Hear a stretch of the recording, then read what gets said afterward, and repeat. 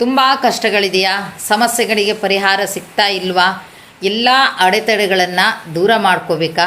ಹಾಗಾದರೆ ಸ್ಕ್ರೀನಲ್ಲಿ ಬರ್ತಾ ಇರುವಂಥ ಫೋನ್ ನಂಬರಿಗೆ ಫೋನ್ ಮಾಡಿ ಮಾರಿಕಾಂಬಾ ಆರಾಧಕರಾದಂಥ ರಾಯರ ಪರಮಭಕ್ತರಾದಂಥ ಮಂಜುನಾಥ್ ಭಟ್ ಇವರು ನಿಮಗೆ ಶಾಶ್ವತವಾದಂಥ ಪರಿಹಾರವನ್ನು ಕೊಡ್ತಾರೆ.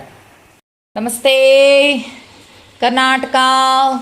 ನನ್ನ ಯೂಟ್ಯೂಬ್ ಕುಟುಂಬದ ಸದಸ್ಯರೆಲ್ಲರಿಗೂ ನನ್ನ ವಂದನೆಗಳು. ಮಂಚಾಲಮ್ಮನ ಆಶೀರ್ವಾದವನ್ನು ಪಡೆಯುತ್ತಾ, ಆರಾಧ್ಯರನ್ನು ಸ್ಮರಣೆ ಮಾಡ್ತಾ, ತಾಯಿ ಮಾರಿಕಾಂಬೆಯನ್ನು ಸ್ಮರಿಸುತ್ತಾ ಇವತ್ತು ನಾನು ನಿಮ್ಮ ಮುಂದೆ ಬಂದಿದ್ದೇನೆ. ನನ್ನ ಕಾರ್ಯಕ್ರಮಕ್ಕೆ ತಮಗೆಲ್ಲರಿಗೂ ಸ್ವಾಗತವನ್ನು ಬಯಸುತ್ತಾ, ನಮ್ಮ ಆರಾಧ್ಯರು ನಿಮ್ಮೆಲ್ಲರನ್ನು ಕಾಪಾಡಲಿ, ಅವರ ಕರುಣ ಕೃಪಾ ಕಟಾಕ್ಷ ಸದಾ ನಮ್ಮ ಮೇಲೆ ಇರಲಿ ಅಂತ ಹೇಳ್ತಾ ಇವತ್ತಿನ ಕಾರ್ಯಕ್ರಮವನ್ನು ಶುರು ಮಾಡ್ತಾ ಇದ್ದೀನಿ. ಇವತ್ತಿನ ಕಾರ್ಯಕ್ರಮದಲ್ಲಿ ತುಂಬ ಜನರು ನಾನು ಹೇಳಿದ್ದನ್ನು ಕೇಳಿದ್ದೀನಿ. ಅಮ್ಮ, ಇನ್ನೂ ಮದುವೆನೇ ಆಗಿಲ್ಲ, ಯಾವ ರೀತಿ ಆದರೂ ಮದುವೆ ಸೆಟ್ ಆಗ್ತಾ ಇಲ್ಲ, ಯಾಕೆ ಅಂತ ಗೊತ್ತಾಗ್ತಾ ಇಲ್ಲಮ್ಮ, ಜಾತಕ ತೋರಿಸಿದ್ರೆ ಏನೂ ಒಂದು ತೊಂದರೆ ಇಲ್ಲ, ಆಗುತ್ತೆ ಅಂತಾರೆ. ಕೆಲವು ಕಡೆಯಲ್ಲಿ ಗುರುದೇಶ ಇಲ್ಲ ಅಂತಾರೆ, ಇನ್ನೊಂದು ಕೆಲವು ಗುರುದೇಶ ಇರುತ್ತೆ, ಈ ತಿಂಗಳಾಗುತ್ತೆ, ಬರೋ ವರ್ಷ ಆಗುತ್ತೆ ಅಂತಾರೆ. ಯಾವ ವರ್ಷ ಕಾದು ಸಾಕಾಗೋಯ್ತಮ್ಮ ಅಂತಾರೆ. ಬಹುಶಃ ಇವತ್ತು ಒಬ್ಬರು ಕಾಲ್ ಮಾಡಿದರು, ನನಗೆ ತುಂಬ ಬೇಜಾರು ಮಾಡಿಕೊಂಡ್ರು. ಹುಡುಗಿ ನೋಡೋಕೆ ಹೋದಾಗಲೆಲ್ಲ ನಮ್ಮ ಬಗ್ಗೆ ನೆಗೆಟಿವ್ ಹೇಳ್ತಾರಮ್ಮ, ಆಮೇಲೆ ಹುಡುಗಿ ಕಡೆಯವರು ಬೇಡ ಅಂತ ಕೈ ಬಿಡ್ತಾರಮ್ಮ ಅಂತ. ಪಾಪ ಅದು ನೋವು ಆಗುತ್ತೆ, ತುಂಬ ನೋವಾಗಿ ತುಂಬ ಬೇಜಾರಿಂದ ಇವತ್ತು ನಿಮ್ಮ ಹತ್ರ ಮಾತಾಡಲೇಬೇಕಮ್ಮ ನಾನು ಅಂತ ಮಾತಾಡಿದರು. ಅದು ತುಂಬ ಕಡೆಯಲ್ಲಿ ಆಗುತ್ತೆ, ಇದು ಏನಾದರೂ ಹೇಳ್ಕೊಡು ಅಂತ. ಆದರೂ ನಾನು ಧೈರ್ಯ ಹೇಳಿದೆ, ಹೆದರ್ಬೇಡಪ್ಪ, ನಿನಗೆ ಒಂದು ಜೋಡಿ ಅಂತ ಮಾಡಿದಾಗ ಆ ಜೋಡಿ ಯಾವುದಾಗಿರುತ್ತೋ ಆ ಜೋಡಿ ಯಾವ ಮಾತನ್ನು ಕೇಳಲ್ಲ ಮನೆಯವರು. ಮದುವೆ ಮಾಡಿಕೊಡ್ಬೇಕು ಅನ್ನೋದೊಂದೇ ನಿರ್ಣಯಕ್ಕೆ ಬರ್ತಾರೆ. ಅದಕ್ಕಾಗಿ ನೀನು ಬೇಜಾರು ಮಾಡ್ಕೋಬೇಡ. ಜೊತೆಗೆ ಒಂದು ಮಂತ್ರನೂ ಸಹಿತ ಕೊಡ್ತೀನಿ, ಆದಷ್ಟು ನೀನು ಪ್ರಯತ್ನ ಮಾಡಿ. ಗುರುವಾರದಿಂದ ಶುರು ಮಾಡು, ಗುರುವಾರ ಅಥವಾ ಶುಕ್ರವಾರ ಒಳ್ಳೆಯ ದಿನ ಇದೆ, ಶುರು ಮಾಡು ಅಂತ ಹೇಳಿದ್ದೀನಿ.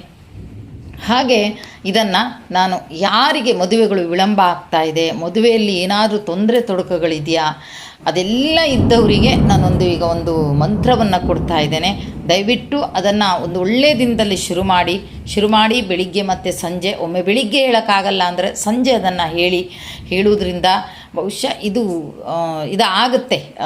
ಯಾಕಂದರೆ ನನಗೆ ಚಿತ್ರದುರ್ಗದಿಂದ ಒಬ್ಬರು ಕಾಲ್ ಮಾಡಿ ಹೇಳಿದರು, ಇಲ್ಲ ಮೇಡಮ್, ಈ ಮಂತ್ರ ಒಂದು ಚೆನ್ನಾಗಿದೆ ಅಮ್ಮ, ಈ ಮಂತ್ರ ಉಚ್ಚಾರಣೆ ಮಾಡಿ ಈ ಮಂತ್ರವನ್ನು ಪಠಿಸಿದ್ರೆ ನನಗೆ ಮದುವೆ ಫಿಕ್ಸ್ ಆಗಿದೆ ಅಮ್ಮ ಅಂತಾನು ಸಹಿತ ಹೇಳಿದ್ದಾರೆ.